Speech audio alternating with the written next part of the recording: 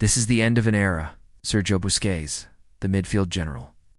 The silent orchestrator of Barcelona in Spain's most successful years has announced that he will retire at the end of the MLS season.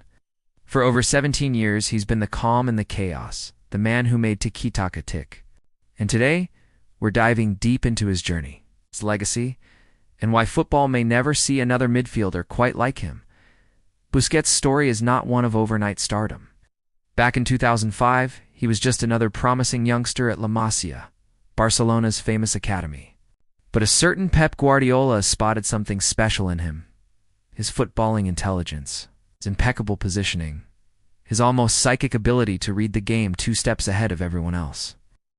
By 2008, Busquets was promoted to the first team.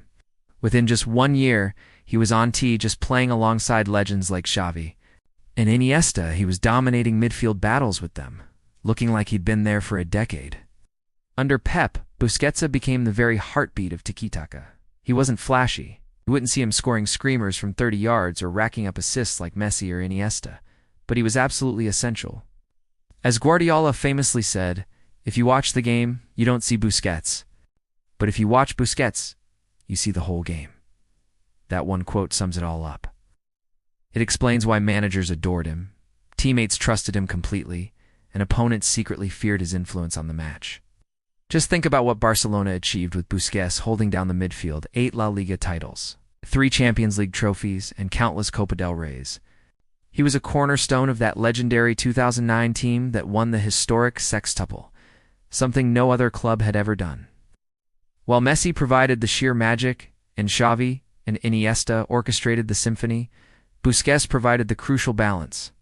He made the impossibly difficult look simple, intercepting passes out of nowhere, retaining possession under immense pressure, and building every single attack with just 1 or 2 elegant touches. And then there's Spain.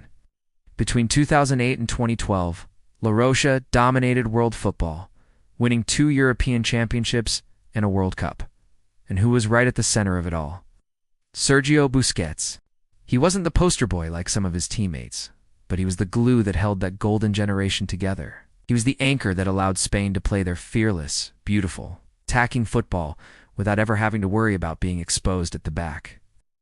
During the 2010 World Cup, he played every single minute of the knockout rounds. That's how vital he was to their triumph. And yet, for much of his career, Busquets was criminally underrated. But why? It's because he didn't produce those flashy, 10-second highlight reel moments. He wasn't scoring hat tricks or dribbling past 5 players. His genius was more subtle. But football insiders, the people who truly understand the game, always knew the truth. Andres Iniesta once said, "If you love football, you love Busquets." That's because his brilliance was found in the small details, the perfect positioning, uncanny anticipation, the 360-degree awareness. These are the things that casual fans might not always notice, but they're the qualities that coaches build teams around and players admire endlessly.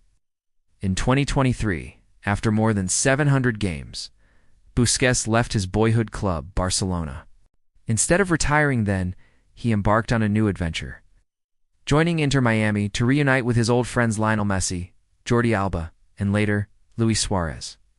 In the MLS, he gave American fans a masterclass in what midfield control truly looks like. Even in his mid-30s, he was still dictating the tempo of games with his signature calmness and precision. And now, he's decided it's time to hang up his boots for good.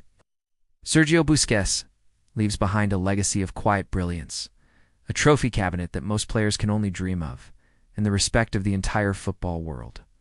He taught us that you do and need to be the loudest or the flashiest to be the most important player on the pitch. Thank you for the memories, Busey. Thanks for watching, everyone.